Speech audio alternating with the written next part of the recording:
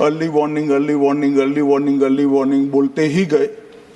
अंग्रेजी में जितने भी गंभीर प्रकार के शब्द है अपने भाषण में डालकर इसको बताया गया। मुझे था कि आज का दिन शायद राजनीति से परे रहेगा, इस पर राजनीतिक टीका टिप्पणियां नहीं होगी। खैर, भारत सरकार ने 9 एनडीआरएफ की टीमें विमान से वहां भेजी। मैं पूछ सकता हूं मान्यवर, इतना मुझे पूछते हैं सारे लोग। केरल सरकार को अर्ली वार्निंग भारत सरकार की ओर से दी गई थी। इस घटना में जितने भी लोग हताहत हुए हैं, जो घायल हुए हैं, वो सभी के परिवारजनों के साथ मैं मेरी संवेदना व्यक्त करना चाहता हूं और बड़े दुख के साथ आज मैं उनके प्रति अपार संवेदना के साथ इस सदन में खड़ा हुआ हूं। जैसा मैंने पहले कहा कि सरकार की ओर से जवाब श्री नित्यानंद राय ही देने वाले हैं। जब यहाँ पर 1 घंटे की चर्चा आपने अनुमोदित की, तब मुझे था कि आज का दिन शायद राजनीति से परे रहेगा, इस पर राजनीतिक टीका टिप्पणियां नहीं होगी। खैर, उद्देश्य से या जानकारी के अभाव से कुछ टिप्पणियां भी हुई और कुछ सदन को पूरा देश देखता है, इसलिए देश के सामने कोई गलतफहमी न हो जाए, इसलिए मैं स्पष्टता करने के लिए खड़ा हुआ। दोषारोपण हुआ या जानकारी के अभाव में मुझे मालूम नहीं है, मगर मुझे स्पष्टता करनी है माननीय महोदय, आपके माध्यम से, सदन से और सदन के माध्यम से पूरे देश को। Early warning early warning early warning early warning बोलते ही गए। अंग्रेजी में जितने भी गंभीर प्रकार के शब्द है अपने भाषण में डालकर इसको बताया गया। मैं सदन के सामने स्पष्टता करना चाहता हूं, 23 जुलाई को केरल सरकार को अर्ली वार्निंग भारत सरकार की ओर से दी गई थी। 23 जुलाई को, 7 दिन पहले, फिर 24 को गई, फिर 25 को गई, 26 तारीख को मान्यवर ये कहा गया कि 20 सेंटीमीटर से ज्यादा वर्षा होगी, भारी वर्षा होगी, लैंडस्लाइड होने की संभावना है, मड भी रस होकर आ सकता है और लोग इसके अंदर दबकर मर भी सकते हैं। मैं कुछ कहना नहीं चाहता था मान्यवर, मगर भारत सरकार की अर्ली वार्निंग सिस्टम पर सवाल किए गए, इसलिए मैं कहता हूं प्लीज लिसन अस, मत चिल्लाइए, प्लीज रीड इट। जो वार्निंग भेजा है उसको पढ़िए जरा। और इस देश में कई राज्य सरकारें ऐसी हैं जिन्होंने इस प्रकार की वार्निंग का उपयोग कर कर जीरो कैजुअलिटी डिजास्टर मैनेजमेंट किया है। मैं ओडिशा राज्य सरकार के लिए भी, उस वक्त हमारी नहीं थी, नवीन बाबू की थी, हमने 7 दिन पहले साइक्लोन का अलर्ट भेजा, सिर्फ 1 व्यक्ति मारा गया, वो भी गलती से मारा गया। गुजरात सरकार को हमने साइक्लोन का अलर्ट 3 दिन पहले भेजा, 1 पशु भी नहीं मरा साहब। मगर मैं बड़ी विनम्रता के साथ कहना चाहता हूं कि आप जो घिसे पिटे शब्द यहां लेकर आए हैं और डिमांड ही करते जा रहे हैं, अर्ली वार्निंग सिस्टम है। भारत सरकार ने 14 के बाद अर्ली वार्निंग सिस्टम के लिए 2000 करोड़ रुपया खर्च किया है और इसको साझा किया जाता है मान्यवर।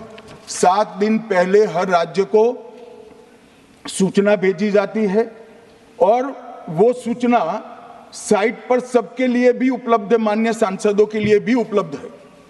मगर कुछ लोगों को है कि यहाँ की साइटें खोलते ही नहीं है, विदेश की ही खोलते हैं।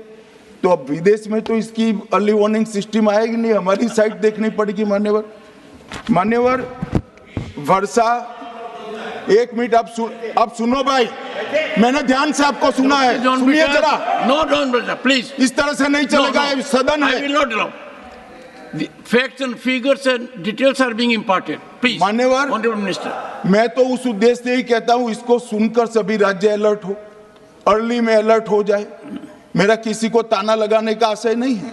वर्षा के लिए अर्ली वार्निंग सिस्टम है, हीट वेव के लिए है, तूफान के लिए है, चक्रवात के लिए है, यहां तक बिजली के लिए भी अर्ली वार्निंग सिस्टम है, जो 10 मिनट पहले बिजली अक्षांश रेखांक के साथ कहां गिरेगी वो सीधा कलेक्टर को इन्फॉर्म करती, मगर इसका कोई जिक्र नहीं कर रहा है। मैं तो मानता हूं जानकारी का अभाव होगा, जानकारी का अभाव है तो भी ठीक नहीं है, और राजनीति है मान्यवर तो बहुत दुखद है। मान्यवर, कई सारे राज्यों ने इसका उपयोग भी किया है और परिणाम भी आए, और इस अर्ली वार्निंग सिस्टम के तहत मैं आज सदन को बताना चाहता हूं, 23 तारीख को ही मेरे ही अनुमोदन से 9 एनडीआरएफ की टीमें केरल के लिए रवाना हो गई थी कि वहां लैंडस्लाइड आ सकता है। भारत सरकार ने 9 एनडीआरएफ की टीमें विमान से वहां भेजी। मैं पूछ सकता हूं मान्यवर, इतना मुझे पूछते हैं सारे लोग, केरल सरकार ने क्या किया? अनधिकृत लोग रह रहे थे, नहीं रह रहे थे, मगर वल्नरेबल सिचुएशन तो थी। इनको शिफ्ट किया गया क्या? क्यों नहीं किया गया? कौन रोकता था? और शिफ्ट किया तो मरे कैसे? शिफ्ट पहले नहीं किया गया है, बाद में किया गया है। जितना बोलोगे उतना नुकसान होगा। मैं बोलना नहीं चाहता, परंतु जब आप आरोपात्मक तरीके से बात करते, मैं शांति से यहां बैठकर सुनने ही आया। मान्यवर, मैं आज आपके माध्यम से कहना चाहता हूं कि early warning system Narendra Modi ji 2014 में प्रधानमंत्री बने, 2016 से ये प्रोजेक्ट चालू हुआ और 23 तक दुनिया की सबसे आधुनिक अर्ली वार्निंग सिस्टम कहीं पर है तो भारत में। और इसका 7 दिन पहले इसका अनुमान देने वाले 4 ही देश है, उसमें से एक भारत है। मगर उसको पढ़ना पड़ता है, डिमांड करने से कुछ नहीं होता। मान्यवर, जो उन्होंने कहा कि भाई डिजास्टर के पैसे रिलीज करने का राज्य के साथ पास अधिकार नहीं है, वो गलत है। मान्यवर, मैं इसकी भी स्पष्टता करना चाहता हूं क्योंकि सदन का रिकॉर्ड साफ रहना चाहिए। एसडीआरएफ में 10% राशि कोई भी राज्य अपने हिसाब से, अपनी गाइडलाइन से इश्यू कर सकता है, और 100% राशि भारत सरकार की जो गाइडलाइन इश्यू हुई है, गाइडलाइन इश्यू के किसी भी परमिशन की भारत सरकार की जरूरत नहीं है, गाइडलाइन को सिर्फ फॉलो करना है। मगर जो ये डिजास्टर के पैसे हैं और कोई हेड के अंदर तो खर्च नहीं हो सकते, हमें इतना तो चेक एंड बैलेंस रखना पड़ेगा। तो फिर भी 10% खर्च तो डिजास्टर के नाम से कुछ भी आप करें कोई नहीं पूछता है। 90% खर्च आप गाइडलाइन के हिसाब से डिजास्टर के लिए भारत सरकार की कोई परमिशन लेने की जरूरत नहीं।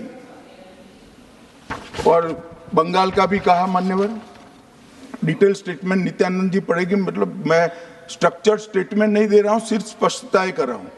मान्यवर, बंगाल का भी कहा, हमने 6,244 करोड़ रुपया 14 से 24 तक बंगाल के अप्रूव किए हैं, और जिस प्रकार से इनके खर्च का हिसाब आता है इस हिसाब से रिलीज होते हैं, उसमें से 4619 करोड़ रुपया हमने रीएम्बर्स कर दिया है। मगर वहां थोड़ा प्रॉब्लम है हिसाब भेजने में, अब वो तो मैं अच्छे से नहीं कर सकता साहब, बंगाल ने ही करना पड़ेगा।